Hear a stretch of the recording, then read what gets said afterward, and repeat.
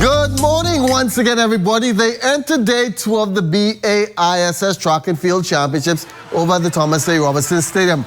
Early, it's a two-team race again as the Big Red Machine of Sac. They have gotten out the blocks quick and leads with 416 points, 45.5 points ahead of the defending champs, Queens College Comets, who has 337.5.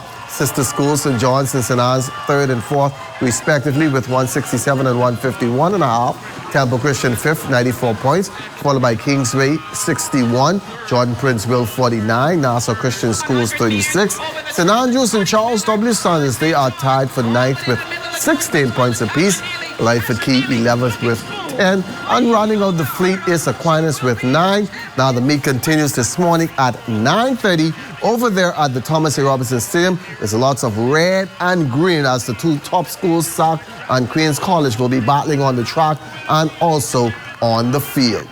The Providence Basketball Association playoffs picking up last night with the discount distributor Rockets running with the Leno Regulators and the Rockets jumping out early, hitting the shots for a 39-22 lead at the half. Feeling like they had the game in cruise control, Rockets eased off a bit, and that allowed Leno to mount some runs of their own. A 10-zip run in the third, and Leno was right back in it, only down 61-50 after 3. Fourth quarter, D. Johnson getting some good minutes from his bench, and the Rockets outscored them 42-18 to lock up the Game 1 series win for the discount distributor Rockets, 86-75. Livingston Munnings had 15 points, 11 boards. Dalrod Chicken Nose also with 15, Ernest Sanders 14, and Georgia Walks had 11. For Low, it was Alexander Rule the game at 29, Chico Francis with 12.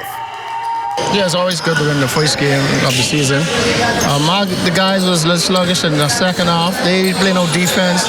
They turn over the ball, miss a lot of easy shots. I have confidence in my bench.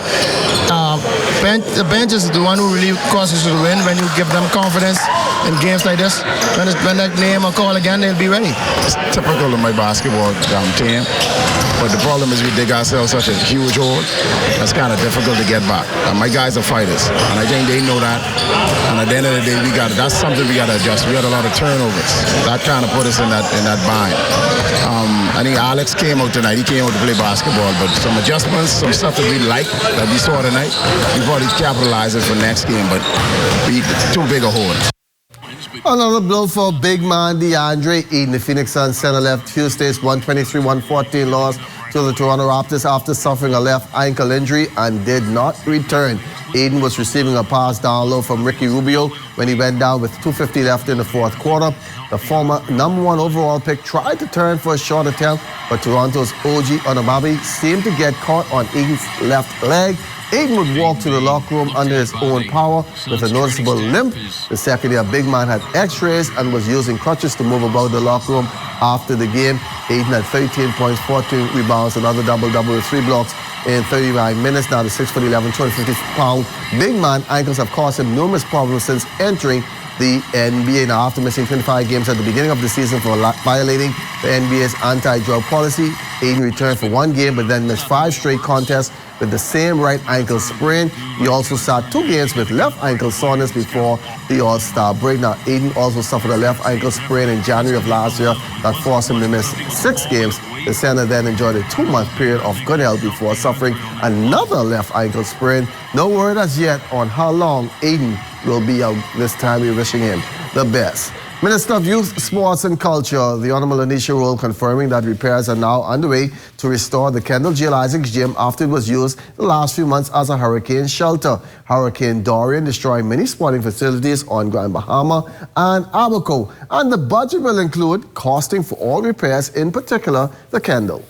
I know in the budget about $1.2 million was allocated to us to begin restoration efforts, and that's not only with the NSA, that's also with our Family Island, in particular Grand Bahama office that was totally sort of demolished to an extent in terms of the hurricane and all of our everything from that office. It was underwater, and so we're going to begin those things in a sort of structured format, but hopefully be able to give a timeline to you as soon as possible once we've completed this initial inspection of the NSA facilities. Now the Clifton Swimming Championships right around the corner, set for April 5th through 9th in Barbados. Anya McPhail, Carden Wells, and Anishka Gibbs all putting in the time, hoping to make it on Team 242. I'm just trying to keep as hydrated as possible, get enough sleep, and just keep my body rested in time for competition. So when it comes to get up and go, I can. I think it will be competitive because there are a lot of fast people that are swimming at Carifta trials, and it will definitely push me to do better. The competition this year will be much harder than it was before last year, but it's a good thing because it will push me to go better times. Well, swimming is all about time. You're right. Gibbs and Wells both know what is needed to make the cut. For 50 breaststroke, I plan to go 35, 100 breaststroke, plan to go under 120, and for 200 breaststroke, about 254. I'm hoping to go to 12 in the 200 free, 34 and 50 breast, and hopefully 115 and 100 breast. Former player turned coach and now umpire Martin Paul Burris continuing to make a name for himself on the international scene, having called games at many international sporting events. He is now embarking on a new venture, the College Recruitment Umpires Clinic, to be held next week in West Palm Beach, Florida. After completing this clinic, I'll be eligible to umpire college baseball. I've been doing international umpiring baseball. Last year I had the opportunity to go to the Carl Ripken Babe Ruth World Games. And hopefully I'll be back there next year, August 6th to the 15th. And I've been doing international umpiring softball in Orlando for about 10 years now. And this is a big push for me because, you know, I'm over the 55 plus category now, so I'm looking at the retirement, and this is my retirement plan. Once I achieve this goal, I'll be eligible to do baseball college games. Well, congratulations to Martin Paul Burris. That's going to do it for sports for all Pisces. The big 4-0 is right around the corner. Enjoy your day.